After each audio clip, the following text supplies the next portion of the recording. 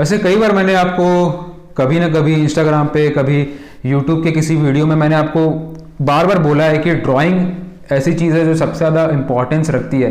फिर भी कई लोग इस तरीके की बातें करते हैं कि हमने देखा है उस आर्टिस्ट को, उन्होंने ड्राइंग बताई नहीं, उन्होंने डायरेक्ट शेडिंग कर दिया। हमने देखा है किसी आर्टिस्ट को जो कहते हैं कि ड्राइंग इंपॉर्टेंट नहीं है, हमने देखा है किसी आर्टिस्ट को जिसको ड्राइंग नहीं आती वो डायरेक्टली पेंटिंग करते हैं, डायरेक्टली कलर से बना लेते हैं और इस तरीके की बातें करते हैं कई सारे लोग। तो उनके लिए मैं आपका आज का जो वीडियो है बहुत ज़्यादा मायने रखता है। इस वीडियो को आप ध्यान से समझ लेना। देखो, आर्ट की फील्ड में, फाइन आर्ट की फील्ड में आपको पेंटिंग करनी है, कोई भी मीडियम करना है, ओके, किसी भी कलर को इस्तेमाल करना है, ड्राइंग के बिना पॉसिबल नहीं है कि आप आगे बढ़ पाओगे, ठीक है। और ये वीडियो में मैं आपको सीजर सैंटोस की डीवीडी की एक क्लिप दिखाने वाला हूँ। Cesar Santos world class artist है जिनको लिविंग मास्टर के नाम से भी जाना जाता है और उनकी ये डीवीडी मैंने खरीदी थी कुछ टाइम पहले, the secrets of portrait painting.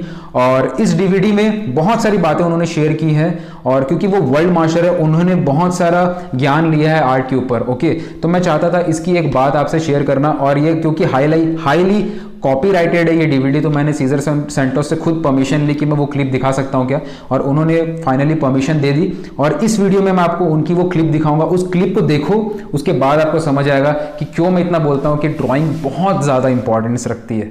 तो शुरू करते हैं आज की video. Let's start the clip. So first I'm going to start with drawing. You can decide to paint directly with paint. I decide to separate them because drawing is what makes the difference between a masterpiece and an amateur or a bad work of art. It's all about the understructure. Normally we are amazed by color and the superficial quality, the texture, the paint application. But really, you can change all that. Sometimes you can even not have color at all, and the piece will be strong because it has the understructure, the drawing, the construction of the that goes under the painting, well made. So if you have a strong drawing, you can get away with poor coloring, poor brush strokes, and still be good. तो इस clip को देखने के बाद आपको समझ आया होगा कि कितना ज़्यादा मायने रखता है एक ड्राइंग, ओके। अब समझो इस चीज़ को। देखो, जब हम YouTube पे देख रहे हैं, अब मैं किसी के भी अगेंस्ट नहीं रहता हूँ, मैं किसी की बुराई नहीं करता हूँ, लेकिन YouTube पे अगर कोई आर्टिस्ट ड्राइंग पहले से बना रखा है और डायरेक्ट आपको शेडिंग बता रहा है, इसका मतलब ये नहीं कि वो आपको ये कह रहा है कि ड्राइंग मत करो। उन्होंने ड्राइंग का पार्ट को बचा के रखा क्योंकि ड्राइंग का पार्ट टफ होता है और उसको ट्यूटोरियल में दिखा पाना बहुत ज़्यादा आसान, बहुत ज़्यादा ईजी नहीं होता। तो इसका मतलब आप गलत मैसेज मत लो अपने दिमाग में, ठीक है। जो भी किसी भी तरीके से अपने आर्ट वर्क को प्रेजेंट कर रहा है यूट्यूब पे या कहीं पे भी, वो प्रेजेंट कर रहा है। एक होता है सिखाना, समझाना कौन सी चीज़ इंपॉर्टेंट है, कौन सी चीज़ नहीं है। एक होता है कि एक प्रेजेंटेशन देना कि सामने वाले को अच्छा लगे।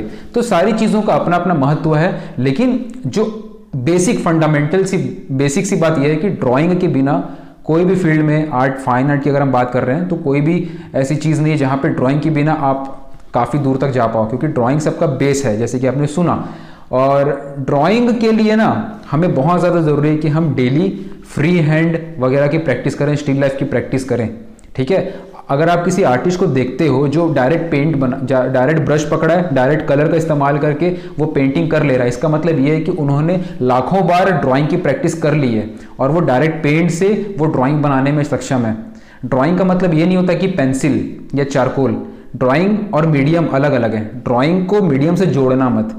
मैं अगर ब्रश में कलर लगा के एक जन का, किसी का पोर्ट्रेट बना रहा हूँ, ठीक है, तो उसमें शुरू में जो मैंने लाइन खींची, जो मेरे दिमाग में कंस्ट्रक्शंस चल रहे हैं, वो ड्राइंग उसको कहते हैं, ठीक है। तो ज़रूरी नहीं कि मैं पेंसिल से ही ड्रॉ करूँ, कई लोग डायरेक्ट ब्रश से ड्रॉ करते हैं, लेकिन उस ब्रश से ड्रॉ करने के लिए शुरू में पेंसिल से काफ़ी बार प्रैक्टिस की जा चुकी है, इसलिए आपको वो चीज़ें नहीं दिख रही होती यूट्यूब के वीडियोज़ में। लेकिन जो अंदर की बात है, जो अंदर फंडामेंटल जो बेस है, वो अगर आप देखने जाओगे तो drawing is the most important thing. मैंने कई सारी बुक मंगाई हुई हैं ऑयल पेंटिंग की, दूसरे मीडियम्स के ऊपर, और मैं बुक्स को जब भी पढ़ता हूँ ना, लैंडस्केप के ऊपर, तो इन बुक्स को मैं जब भी पढ़ता हूँ ना कहीं शुरू में पहले से लिखा होता है कि ड्राइंग के बिना अगर आप आगे की चीज़ें कर रहे हो तो वो काम नहीं करेंगी। मैं एक लैंडस्केप की बुक पढ़ रहा था, मिशेल अल्बाला की, वो बुक कंप्लीट होगी तो मैं उसके ऊपर रिव्यू भी दूंगा, लेकिन वो बुक मैंने हाफ कंप्लीट की और उसमें शुरू में लिख दिया कि लैंडस्केप की पेंटिंग भी कर रहे हो तो ड्राइंग शुरू में ज़रूरी है। अगर आपकी ड्राइंग अच्छी नहीं है तो आप लैंडस्केप भी नहीं सीख सकते। लैंडस्केप ईजी लगता है, पहाड़ टेढ़ा मेढ़ा बना दिया, हमें अच्छा लगता है, लेकिन जब तक आपको ड्राइंग का एहसास नहीं रहेगा, ड्राइंग मेरी सही जा रही कि नहीं जा रही है, तब तक आपकी आगे चल के आपका बेस स्ट्रांग नहीं हो पाएगा।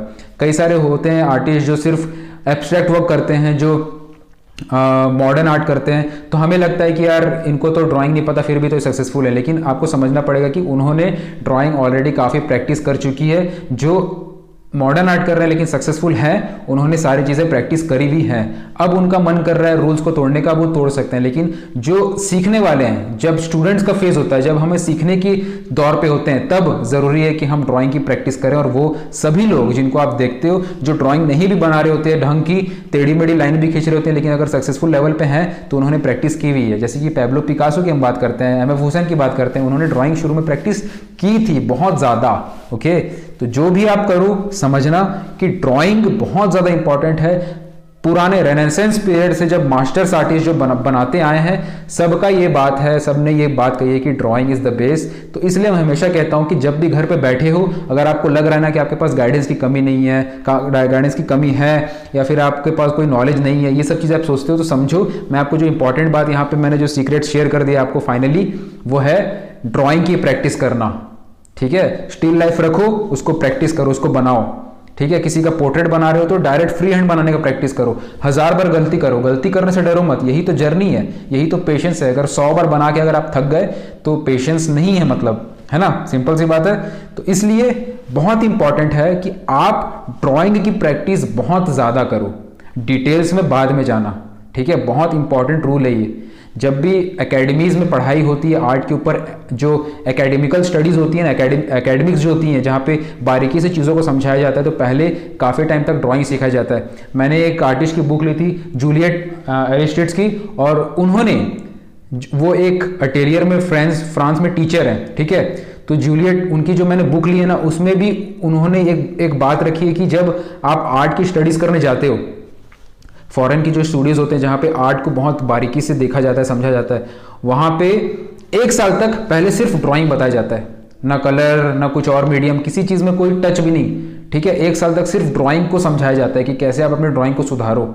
ड्राइंग सुधरती है तब फिर हम ऑयल्स पे और बाकी मीडियम्स पे आते हैं। लेकिन जो आप जैसे अभी देख रहे हो, तो कई बार होता है कि हमें और मीडियम सीखने का मन करता है, और वो ऐसा नहीं कि अपने आप को रोक लो। अब जैसे एक टाइम आपको निकाल लेना है ड्राइंग की प्रैक्टिस के लिए, एक टाइम आपको रखना है आपके मन मुताबिक काम करने के लिए। आपको ऑयल पेंटिंग को मन कर रहा है ट्राई करने का, वाटर कलर करने का मन कर रहा है, तो साथ में करते जाओ। लेकिन अगर आपको आगे बढ़ना है, इंप्रूव करना है, तो साथ में जो मन कर रहा है उसके साथ में ड्राइंग को सीरियसली हर दिन कुछ ना कुछ फ्री हैंड ड्रॉ करके उसकी प्रैक्टिस जारी रखो, वो बहुत इंपॉर्टेंट है। तो आई होप ये क्लियरिटी मैंने एक इस वीडियो के थ्रू जो देने की कोशिश की है, जो माइंड को थोड़ा सा क्लियर करने का आपको ट्राई किया है। ड्राइंग थोड़ा डिफिकल्ट होता है सीखना, टाइम लगता है, इसलिए कई सारे लोग उसको करते हुए नहीं दिखाते हैं। तो इसमें ये नहीं है कि सीखना ही नहीं है, ठीक है, वो सीखना ज़रूरी है, टाइम लगेगा लेकिन वो ज़रूरी है, बहुत इंपॉर्टेंट स्किल है वो। डॉक्टर बनना है लेकिन मैं साइंस नहीं लूँगा, मैं बस मैथ्स पढ़ूंगा, ऐसे कर दोगे तो नहीं चलेगा ना, सिंपल सी बात है। इसलिए समझना इस चीज़ को और प्रैक्टिस करना चालू करो, टाइम लगेगा लेकिन कर लोगे, क्योंकि ये स्किल है, सीख सकते हो टाइम के साथ। ओके, आई होप कि ये क्लियरिटी आई हो आपके माइंड में। अब अपना आपका जो भी क्वेश्चन है ना, प्लीज़ कमेंट बॉक्स में ज़रूर डालना, क्योंकि इस AMA सीरीज़ में मेरी कोशिश है कि मैं आपके सॉल्यूशंस दे सकूं आपके सवालों के। एंड अब मिलते हैं अगली वीडियो में, till then keep drawing, keep doing what you love, also love you all, take care.